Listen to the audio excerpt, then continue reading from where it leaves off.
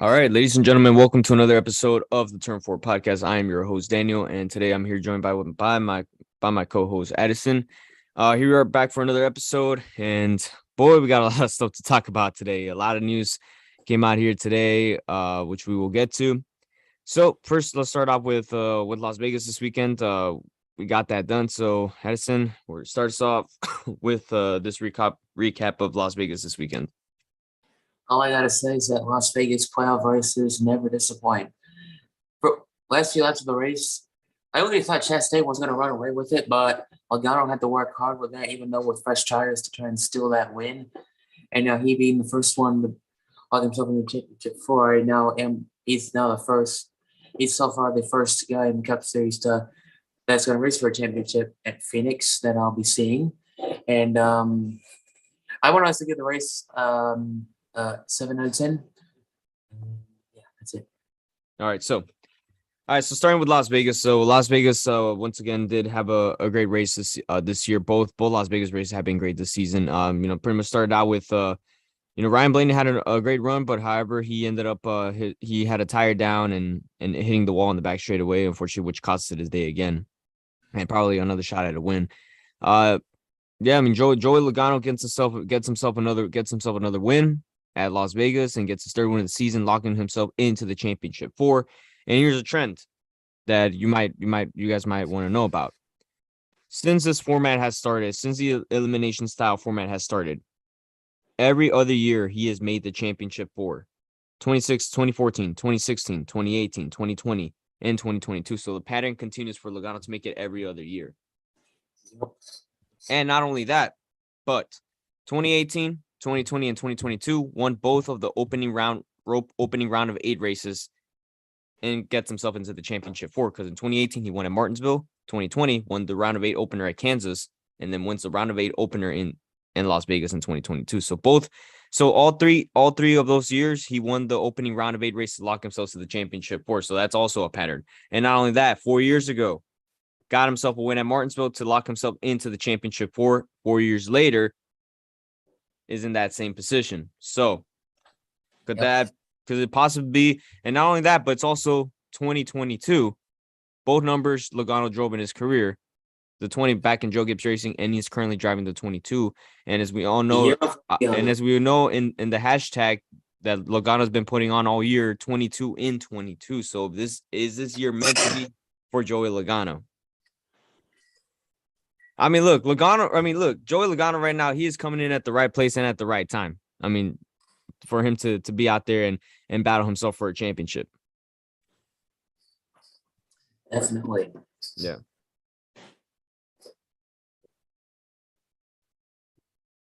All right, so and now we got to recap to here.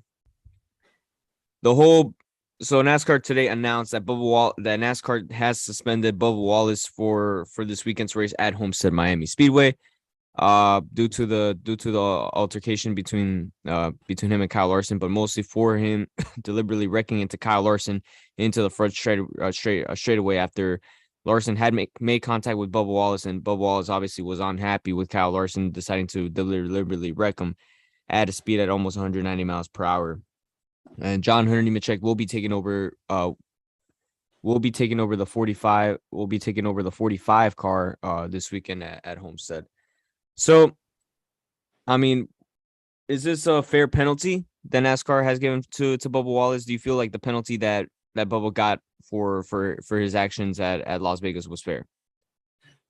Honestly, I would have to say yes. I mean, yes, he did. Yes, after he got put in the wall and turned down on Larson, one race is kind of a fair penalty. But yeah, I don't know. That's all I gotta say. I mean, because here's the thing. I mean, would you consider it maybe injustice? I mean, because here's the thing.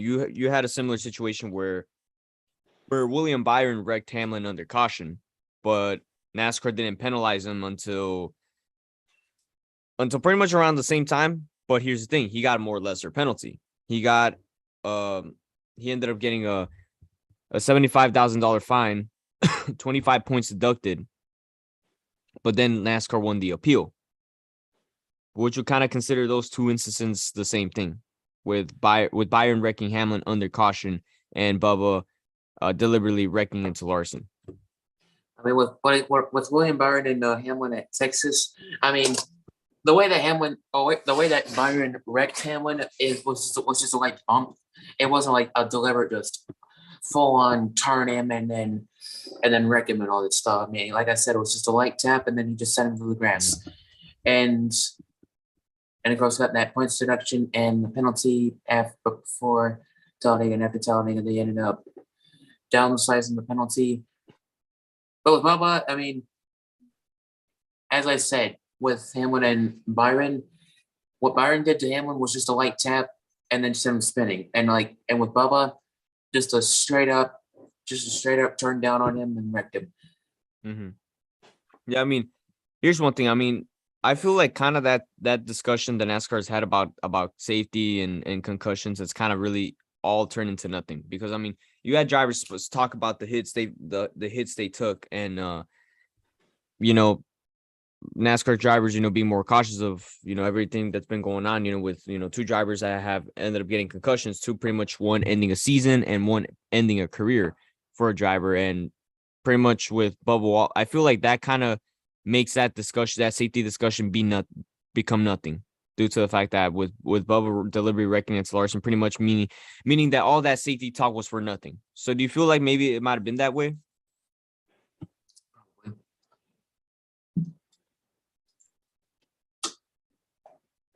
What's like your opinion on that? I don't really have that much to say at all. All right, so we've gone on from the discussion talks, and hold on one second. All right, yeah, so we've gone on, so from the suspension. What else I gotta say about the suspension? But here's one thing: we've seen other instances where we've seen Matt Kenseth got a 2-race suspension. Kyle Busch got suspended for the whole weekend. Do you feel like a 1-race suspension was fair, or do you feel like Bubba should have probably gotten suspended for the remainder of the season? I would say either like a 1 or 2 races, a 1 or 2 race suspension would have been fair. I mean, it would be. In all honesty, in my opinion, it would be kind of harsh if it was just the entire season. I mean, yes, he deliberately did turn him after he was put in the wall, but in all honesty, either it would have been like a 1 or 2 race suspension would have been fair, but 1 race suspension is just enough. And not only that, but also while he deliberately wrecked Larson, he also took out a championship, a playoff driver in Christopher Bell, which now Christopher Bell was definitely a favorite going into this weekend at Las Vegas. Now possibly facing a must-win situation, depending on how he performs at Homestead this weekend. He is more than likely gonna have to win the next 2 races if he's gonna make it into the championship 4 at Phoenix. Well, Homestead, he has run well there before, so at Martinsville, it's kind of an iffy. If he may just have to, if he doesn't do good at Homestead, I would say he'll have to pull off some crazy strategy or have the car to win at Martinsville. Yeah, totally.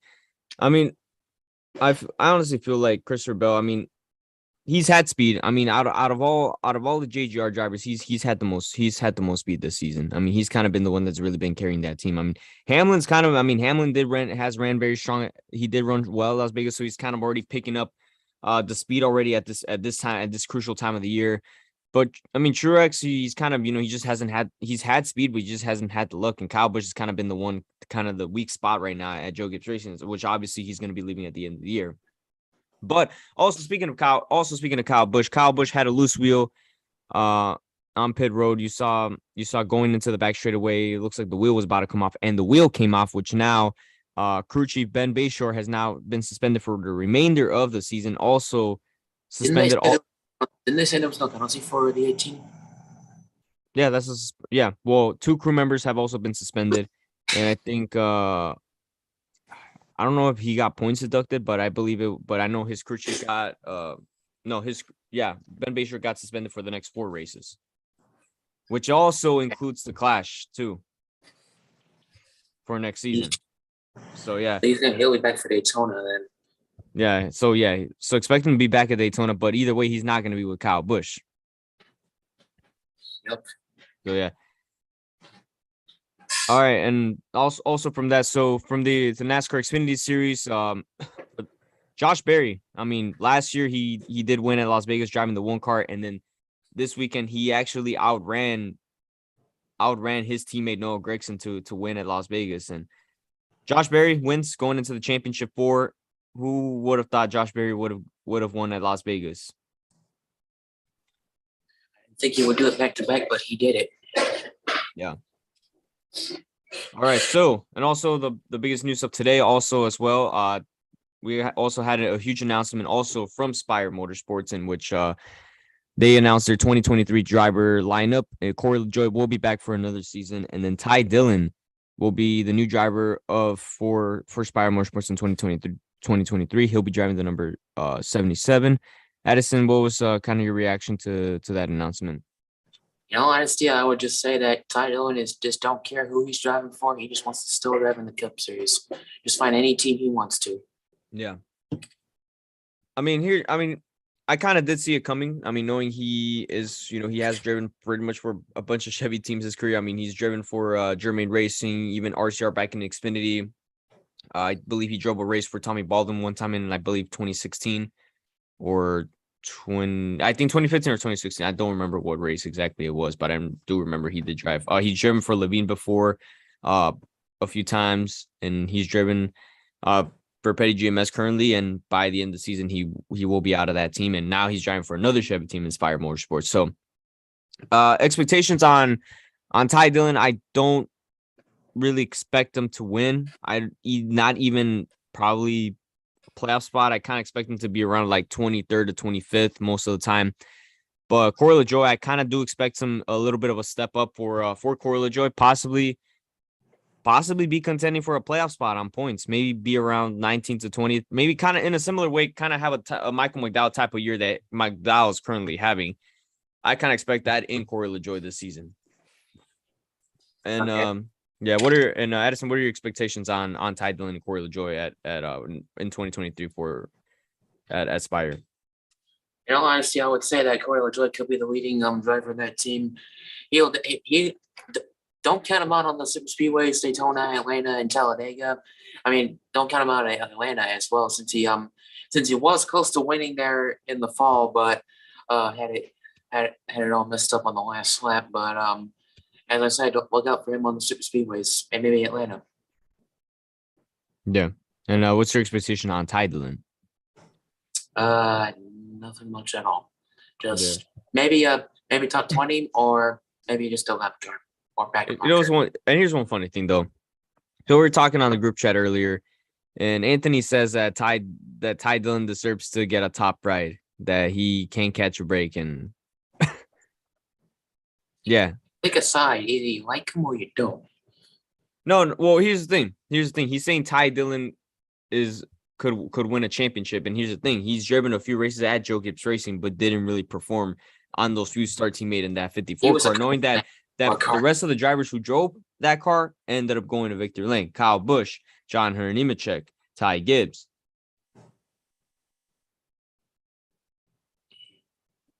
But yeah. All right, so let's take a look. I think that should be the top. All right, so now let's take a look at we're gonna take a look at the NASCAR Cup Series playoff standings. Currently, the round of 8. Let's take a look at what we currently have. So obviously, Joey Logano with his win at Las Vegas, he automatically locks himself into the championship round. The final 4 going into Phoenix. So now we're gonna take a look at the current round of 8 and what some of the drivers hopefuls should be going into these next 2 races. So round of 8, Joey Logano, he's obviously going to the championship 4. Second is Ross Chastain. Third is Chase Elliott. Fourth is Denny Hamlin. Fifth is William Byron. Sixth is Chase Briscoe. Seventh is Ryan Blaney, and eighth is Christopher Bell. So starting out with Ross Chastain. Ross Chastain, I mean, he ran incredibly well at Las Vegas. I do expect him to perform well at Homestead. Homestead is a mile and a half, and Las Vegas is also a mile and a half. So Chastain has shown speed at the mile and a half this season, but he just hasn't been able to really get a win over there this year. So Chastain, I do expect him to run incredibly strong in Las Vegas. But I think if Chastain has a strong race, I think he should be safe going into the championship four. So Chase Elliott, He just first has to survive Martinsville first. Oh yeah, that is true. All right, so third we got Chase Elliott. So Addison, what is your outlook on Chase Elliott so far? Okay, Homestead, he did run well back there in 2020, but in all honesty, I don't think he'll have maybe he might have a chance if he has that speed, but I don't know. But Martinsville, do not count him out. Because he pretty much he led a lot of laps in the spring race, and as well as last year's fall race. And of course, as I said, in Martinsville, don't count him out. I mean, not only that, but he has to pick up the performance because the way he ran at Las Vegas, I feel like he was kind of like out of the playoff drivers at Las Vegas because most of the day he was running mostly like 20th, and they gotta really fix what they had. What the issue. They got to fix whatever the hell that was at Las Vegas.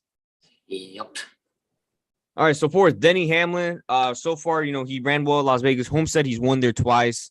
I feel like Hamlin's already starting to pick up speed now at the time when it matters. But can he get it done at either Homestead or Martinsville? Possibly. He's been good at those tracks before. So Denny Hamlin, I do expect him to be up there and contending for a win in these next two races. I have to agree on that. All right, so fifth. What happened? Homestead, he'll probably have a good chance. Martinsville, it's kind of iffy. All right, so fifth, William Byron. So Addison, what's your outlook on William Byron in these next two races? Okay, Homestead. Last year he won, and of course he's with Rudy Fiegel, and he goes did win in the Truck Series once. So I would say he has a good shot at Homestead. And for Martinsville, of course he did win there in the spring. Did suit the weekend from the Trucks to Cup. And I would say he might have a good shot at Martinsville, and he's coming to some good tracks, so he can have a good chance to make it to the Final Four. Yeah. All right. So six, Chase Briscoe. He has won at Homestead in the past in the NASCAR Xfinity Series, but Las Vegas, he was very strong at Las Vegas. So if he can continue that speed going into a track like Homestead, I think he could be right up there between fourth and fifth, looking for that spot in the championship four. But he was about to pull. Not an upset, but also surprise the playoff where kind of be that underdog in the playoffs. Because I mean, let's be honest. I actually before the playoffs, when the playoffs started, when we all made our playoff predictions, I actually had Chase Briscoe out of the round of 16, and him to make it to the round of 8, he definitely proved all of us. It pretty much messed up our whole playoff bracket predictions. If Chase Briscoe to the Final Four, I'm going to lose my mind. Yeah, and Martinsville, I don't really expect him to do that well there, but Homestead's kind of really that track where I do expect a great run for him. Definitely.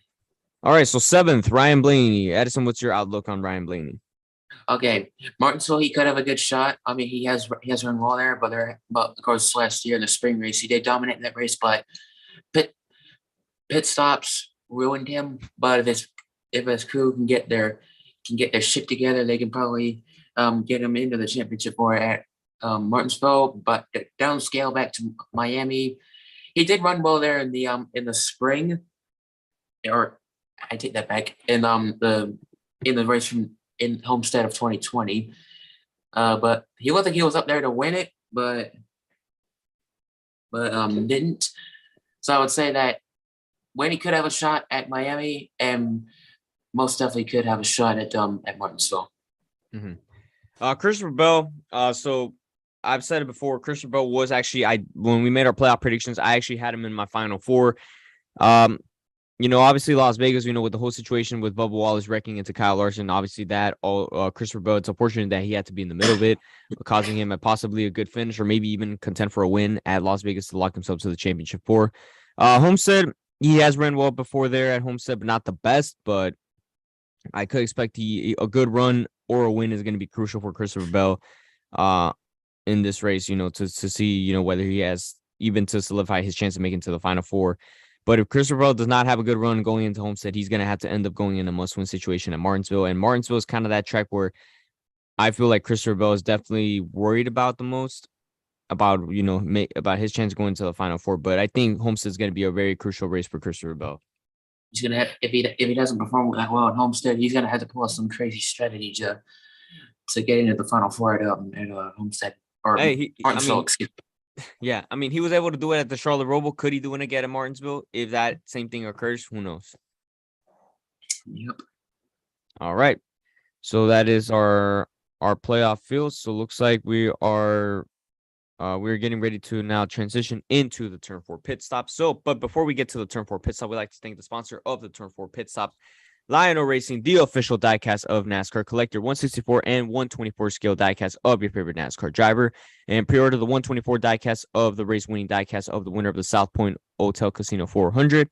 And be on the lookout for any NASCAR for any NASCAR Authentics at your local Target and your local Walmart. So here's what we got for today.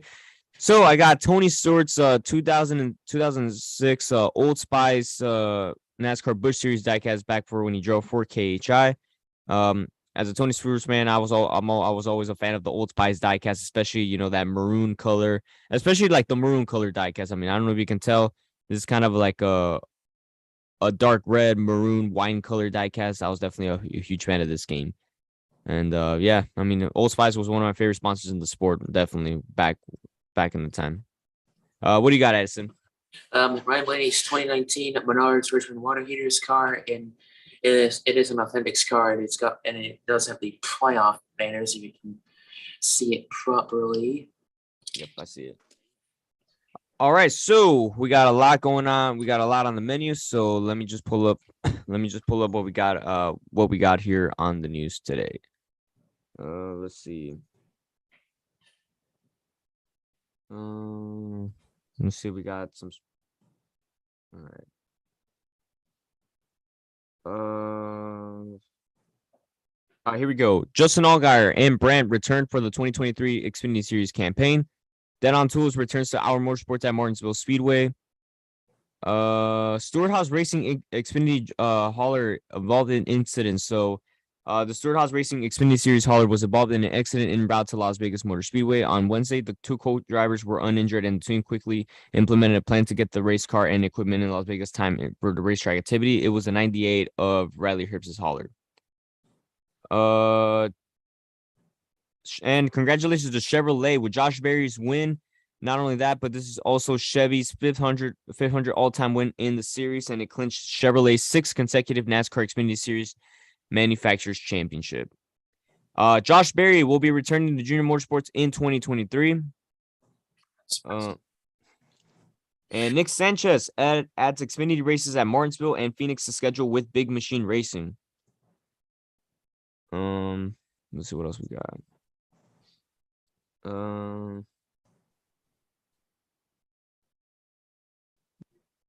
Let's see what else we got.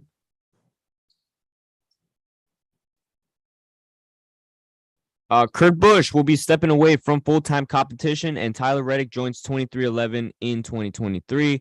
So it looks like for Kurt Busch, I guess his Kansas win this year is definitely that became his last NASCAR Cup Series win, and his race at Loudon, that's probably the last time we saw Kurt Busch in a race. Of course, Pocono, that qualifying crash is now known as a career-ending crash. Yeah.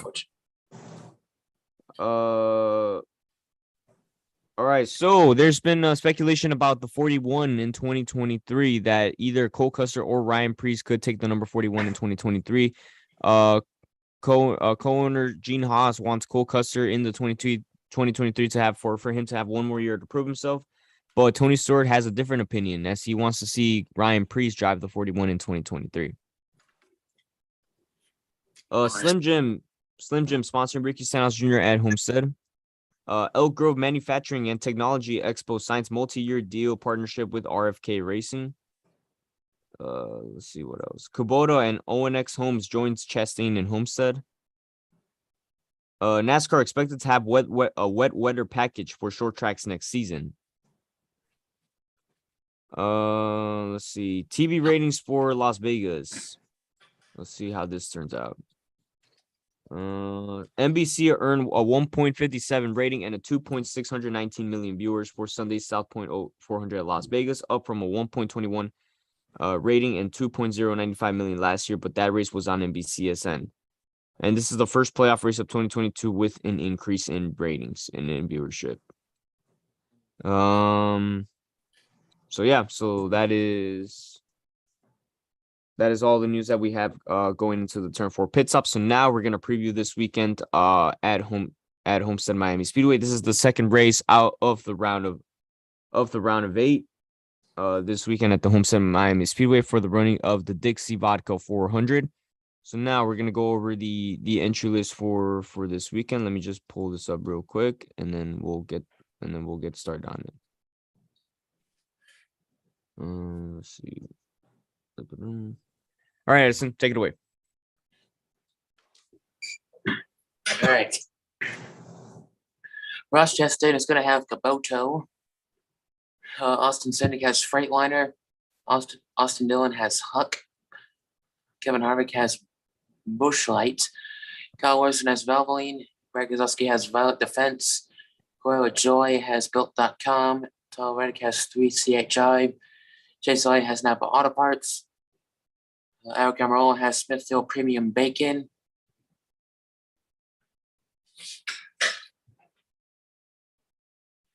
Danny Hillman has FedEx Ground. Ryan Blaney has Menards / Pennzoil. Chase Briscoe has Magical Vacation Planner. JJ Yeley has Jacob Companies. AJ Allmendinger has Ed Morse Automotive Group. Chris Buescher has Fastenal. Kyle Busch has Skittles. Lime is back. Martin Truex Jr. has Bass Pro Shops. Christopher Bell has Ream / Watts. Harrison Burton has Sticks Imaging. Joe Vagano has Shell Pennzoil. Ty Gibbs has Monster Energy. William Byron has Liberty University. Justin Haley has Leaf Filter Gutter Protection. Michael McDowell has Love's Travel Stops. Todd Gillen has EO or EQ South Florida. Cole Custer has Dixie Vodka. Ty Dillon has SunseekResorts.com. Eric Jones has the Morgan Law Group. Bubba Wallace has Columbia. It's actually going to be John R. Nemechek, actually. Hunter Nemechek will have Columbia Sportswear Company. Ricky Stenhouse Jr. has Kroger / Slim Jim. Noah Gregson has Ally. Cody Ware has Netricody T, UBCF. Landon Castle is yet to be announced. He more than likely will have Voyager, or I don't know. BJ McLeod has Frankie Zombie Z222 Motorsport Games. And last but not least, Daniel Suarez has ComScope. All right, so that is the entry list for Homestead. Where trucks are back this weekend after I don't know how many off weeks they had. I believe 4 or 5 off weekends, but it's been a minute since we had a truck series race since Talladega. So they will be back for this weekend. This will be their round of 8 cutoff race for the round of 8, as they will set, which will now determine the final 4 drivers that will be making it into Phoenix. Final 4, I get to see race for a championship. Yeah. So we got Trucks, Xfinity, and Cup Series. So we're going to start out with the NASCAR Camping World Truck Series. So, Addison, give us your picks for the Truck Series. Okay, main pick is actually a bit of a hard one. Give me just a second.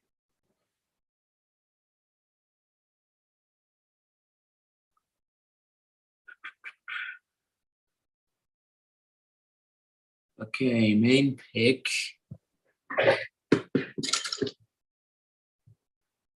Oh man. I may just go random on this one, but my main pick, I'm gonna go with Zane Smith. Bolt pick is gonna be John Hunter Nemechek, and non-playoff pick is gonna be Ryan Preece. Okay.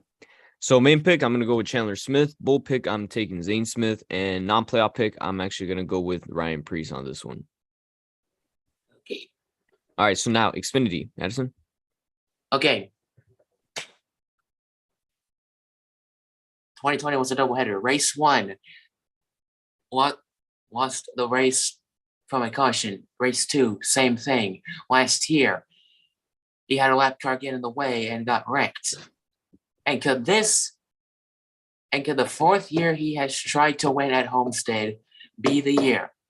And can this be that time he can lock himself in a championship for? My main pick is going to be none other than Noah Gragson. And now for my bold pick.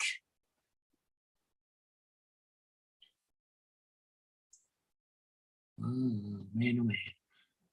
I'm going to go with Ty Gibbs. And non-playoff pick is going to be...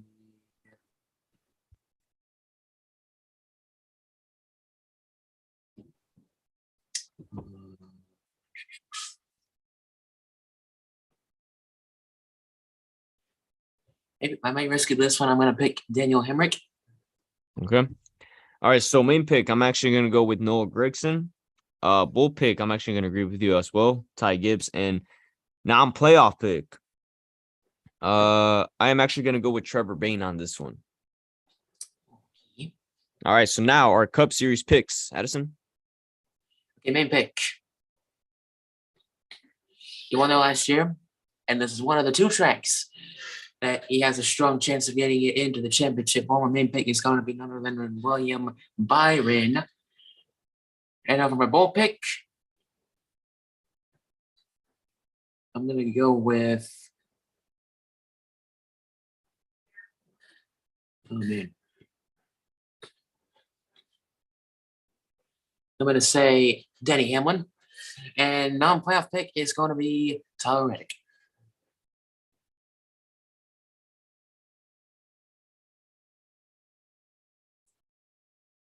And I think you are frozen.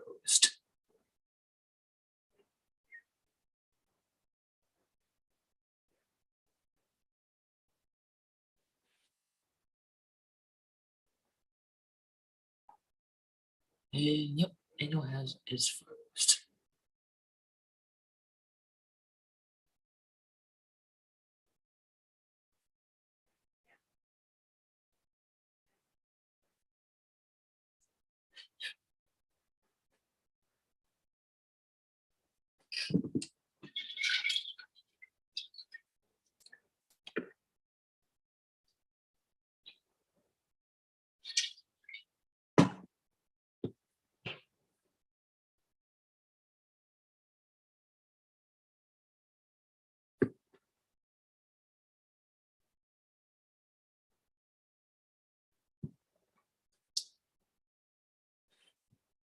Okay.